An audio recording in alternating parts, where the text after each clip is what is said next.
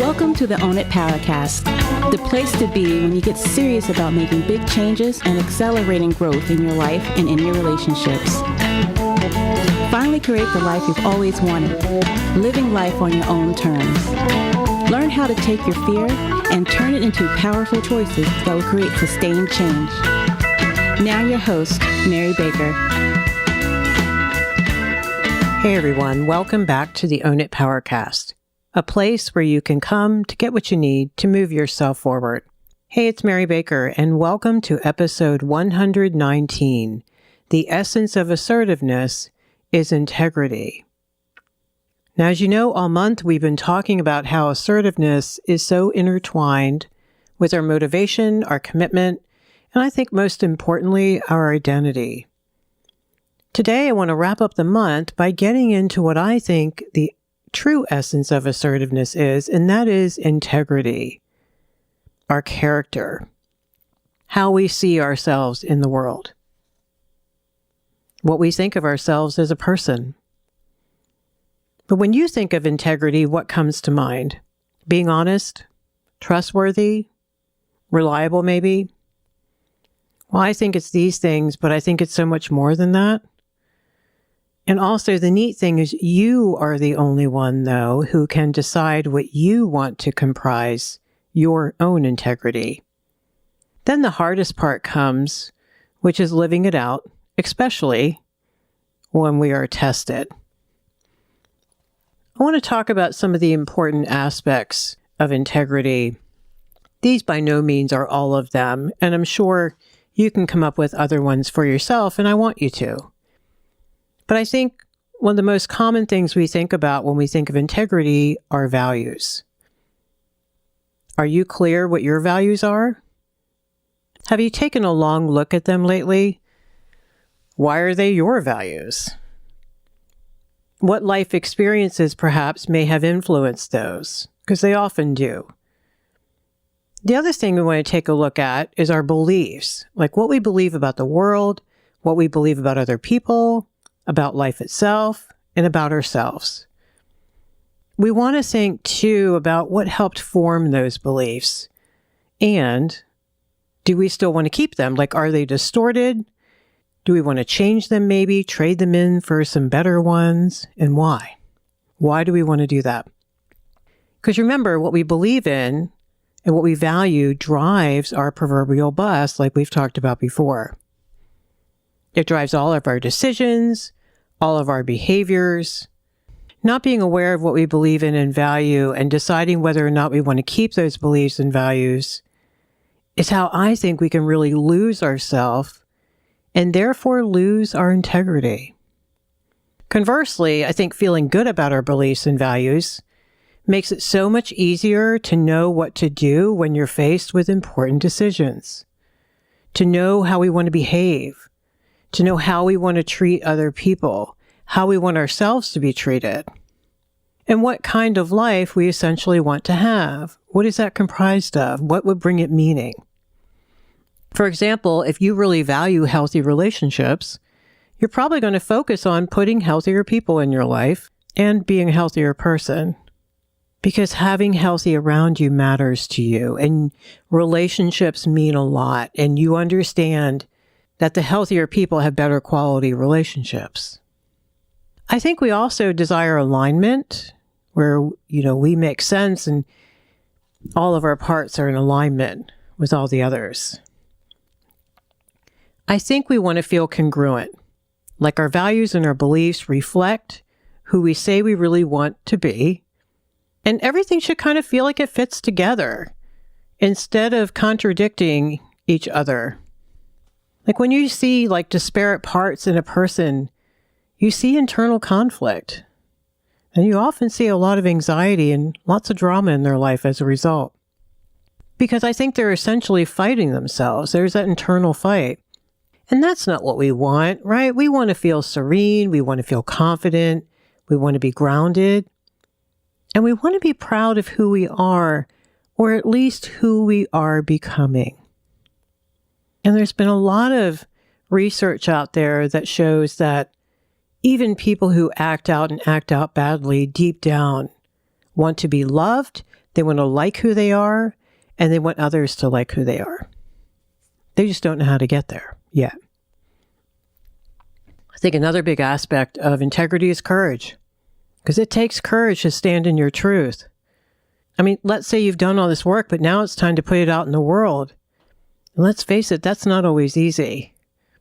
I think it takes courage to face possible rejection from others, ridicule maybe, and at the worst, loss of relationship. People have lost jobs because they've been let go because they spoke up about something unethical, or they just couldn't continue participating. I've had to do that. That's not easy. It's not easy to stand on your principles because sometimes you can feel like you're really standing alone. So therefore, it means holding on to your authentic self, even if it means letting go of something or someone else. So having the courage to risk loss and do it for the higher purpose so that you don't have to give up who you are. Now, a lot of people say those aren't good friends or good partners or healthy family members who would want you to give up who you are in order to be with them. A more obvious aspect of integrity is good moral character. Okay, I think this one is talked about more. You know, what kind of morals do we have? What kind of beliefs do we hold? Do we believe we should not harm other people? Do we think we should reach out with compassion and help them if they are hurting or struggling? Or do we think they should figure it out themselves? Do we think often of the greater good? Or are we more focused on what's good for us? And to hell with everyone else?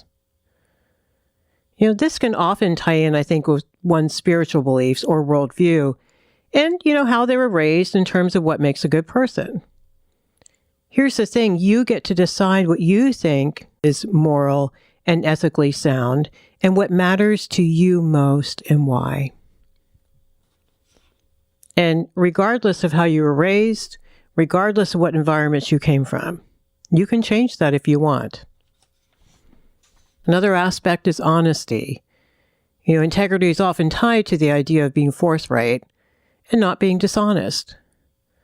But I think we can hide the truth in many ways that we may not even notice, like exaggerating to get attention or to seem bigger than you are, or to make the story more interesting. Maybe minimizing what you did to hurt another person, or minimizing how maybe they hurt you because you're afraid of conflict. There's omission. You know, we leave out details that are pertinent. Another one that isn't often as talked about is compartmentalization. That's when we compartmentalize what we tell certain people, like leaving out the gory details that we know that one person may call us out upon. Speaking the whole truth as much as we need it from others, right, can seem daunting to folks who grew up in families that couldn't handle, much less face, the whole truth. They couldn't handle your thoughts and your feelings and your needs and your boundaries. They couldn't handle looking at themselves. There's that growing up with a sense of conditional acceptance. So that's why we may tell one friend part of a story, believe out things that we're not proud of or things that might upset them, or have them think differently of us. So, you know, it's impression management. Integrity means, I'm going to be honest and I'm going to tell the whole truth and I'm going to put it out there and I might be judged. I might upset people and they may think less of me. The other aspect of honesty we talk about a lot here on the show is emotional honesty. That means telling people what vulnerably you're really thinking and feeling and needing, like what the real core truth for you is. Like what was driving your behavior yesterday? Because you were just hurting, you were scared, you were angry. Emotional honesty means no manipulation and no controlling behavior. So essentially, you're not focused on the other person, you're focused on you, and you're telling them what it's really about. So transparency, your insides are matching your outsides. I think one that's not talked about, maybe it's assumed, is boundaries. Having good boundaries, being able to say no, being able to hear no in a mature way, accepting where you end and others begin, being in reality, not trying to change reality or deny it, or get mad at other people because they're telling you their truth. So not manipulating, not leaking our feelings out sideways because we refuse to sit down and deal with our feelings and fears, or set a boundary with someone, or ask for what we need, or have the courage to walk away. If we don't have good boundaries, I don't think we can have a great sense of self. So how are we going to have good integrity? I just don't see that as possible. In fact, when I work with coaching clients, one of the first things we usually start talking about is, how are your boundaries? Where do we need to do some work here? There might be some more nuanced areas that you're not aware of. Another area is the ability to grieve. And I didn't really come across this anywhere. This is my own addition. You've heard me say the ability to grieve helps us grow up on the inside, helps us have good boundaries, helps us deal with reality, helps us honor and own and express our feelings in healthy ways. And it changes who we are as a person. It brings meaning forth into our life. It helps us be more grounded and serene. And the other big thing that is so not talked about is we can let other people grieve. We can really actually show up and be emotionally present for people in our life who are hurting, and not squirm and get uncomfortable or get mad at them because they're upset. We don't have to fix their feelings because we're not trying to fix our own anymore. We're allowing feelings. It makes us far more approachable, far more reliable, and congruent. So the ability to grieve, and a lot of people struggle with that, especially in my country. We're taught to get over it, medicate it, keep it moving. It never happened. Whereas I think other cultures historically have done a better job of acknowledging grief.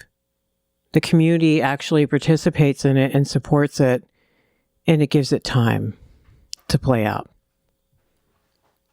When you think about it, if you can't grieve, you can't develop and mature emotionally.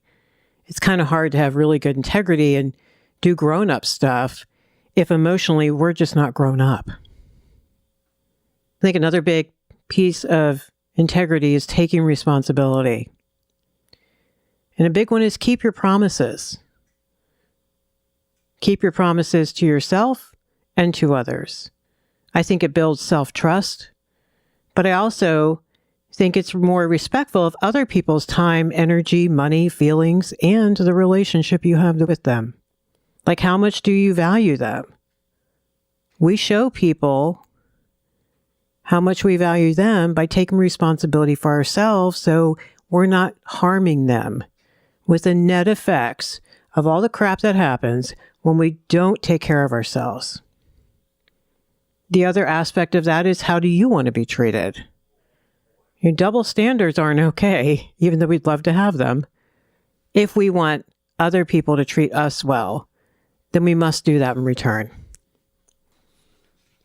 Put yourself in another person's shoes, not to caretake or people please or rescue them, but instead, I think, to gather perspective, to grab some compassion and respect for them, see how it feels to be on the other side of you. Sometimes we don't think about that until we intentionally try to be in their shoes, or we end up there a month later and we're like, wow, now I understand why she was so upset. Because there are some situations where you can't know till you're in it. And then two people on either side of the equation are having a completely different experience, and that's no one's fault. But all we can do is try to have perspective, neutralize it, and say, no wonder she's upset, and it's okay that she's upset. If I were in her shoes, I would be too. So follow through, keep your promises, no double standards, practice perspective and empathy, because that goes a long way in relationships. And that leads us to the final one, which I call compassion and caring. And I mean truly caring for what is another person's highest good.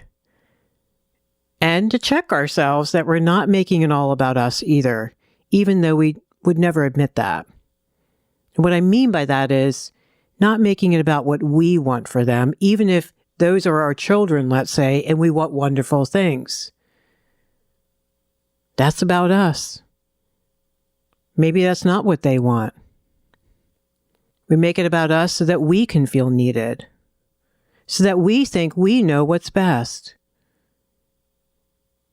But here's the thing, true compassion is sitting in their seat, imagining how they must feel, what they must be up against, and remembering the process that we all must walk through, and you know how that ain't easy. If you disagree with me, I just want you to think back for a moment to a time when it took you a hot minute to figure out something or face something or work through some truths about yourself you didn't want to look at, to come to acceptance around something hard. Before we judge another person's process, we should think about how long it took us to get our shit together, because it takes what it takes. And it's a very vulnerable thing. So those are some of the aspects of integrity that I often think about. And when I help clients hone in on getting better boundaries together, grabbing empathy and perspective, grieving to maturity, taking responsibility for what they think, feel, need, and do, owning their choices, keeping their promises, grabbing courage, living out their values, and really taking a hard look at what beliefs they want to hold and beliefs they want to make present in their life. And the end result is just a relief where their insides match their outsides, and they don't have to be two people anymore. And they don't have to be what other people need them to be anymore either. And they have a lot less anxiety and a lot less depression and better quality relationships. I think there's a direct correlation between working on your integrity and raising your self-esteem. So I want to take a moment and do an exercise. If you can, close your eyes. If you're driving or walking, please don't. Just try to picture something in your mind. Just see whatever comes up. Okay, ready? So I want you to envision you a year or so from now, and I want you to see the fruits of how hard you've been working on your integrity. Where are you? What are you doing? What are you feeling? What's different? What's different from now? I want you to take a moment and soak in how good that feels. What a relief. Finally honoring yourself. I want you to bask in that feeling. You're now in alignment. Your insides truly match your outsides now. And your life is beginning to reflect that. Look at how your relationships have changed. Look at how what you put in your life has changed. Think about how good that feels. Be very proud of yourself. It took a lot of courage and some hard work to get here. This is bought and paid for integrity. There are behaviors that maybe today and things going on in your life today that you don't feel so great about. But in your visualization, What does the opposite of all that look like now? Picture that. What's gone from your life? What's added to your life? What are some of your new mantras?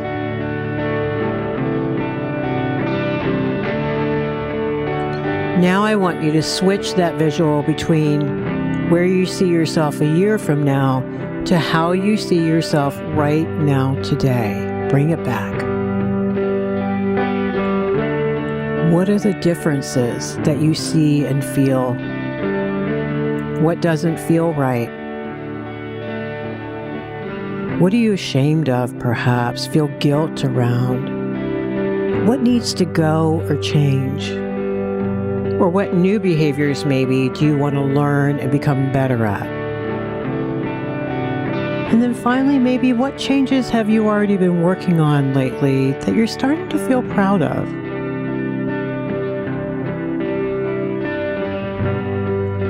So compare and contrast the new you a year from now and the you currently.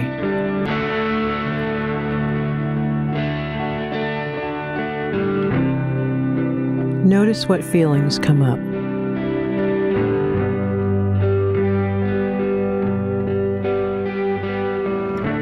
Okay, so come back to now.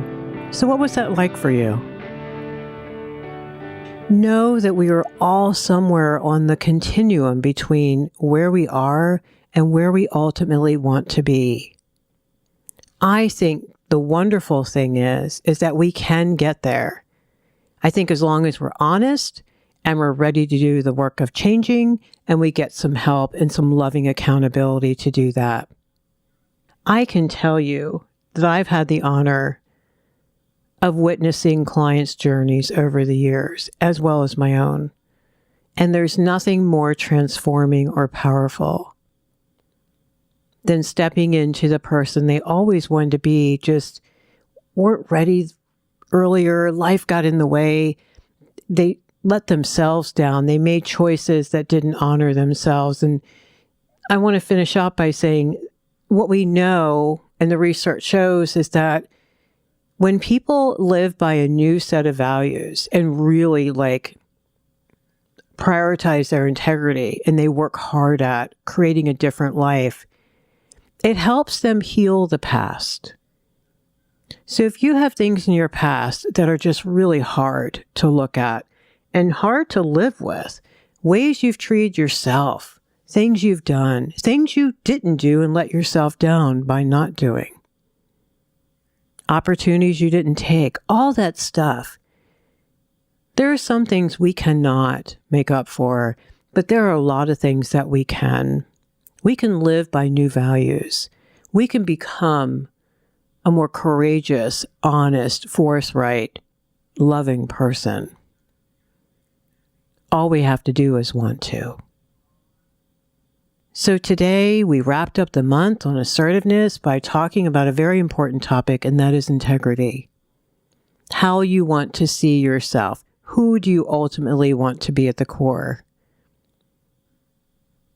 We talked about what comprises integrity, like honesty and good boundaries, taking responsibility, learning how to grieve, owning your beliefs, practicing compassion, looking at your worldview. Thank you so much for joining me today. May you stay healthy, grounded, and in your truth. Focus on the good in yourself and others. Be sure to check the show notes at ownitpowercast.com and sign up for the newsletter each Tuesday if you don't get it. If you do get it, pass it along to others so that they can get the bonus downloads and they can hear the podcast. All right. Pay it forward. Keep focusing on you, and I'll see you next time. We hope you took away some useful insights and tools you could begin using right away. If you did, please leave a positive review and share on your social media. Because could you imagine if everyone in your life really got it together? Remember, own it now, so you can really own it later.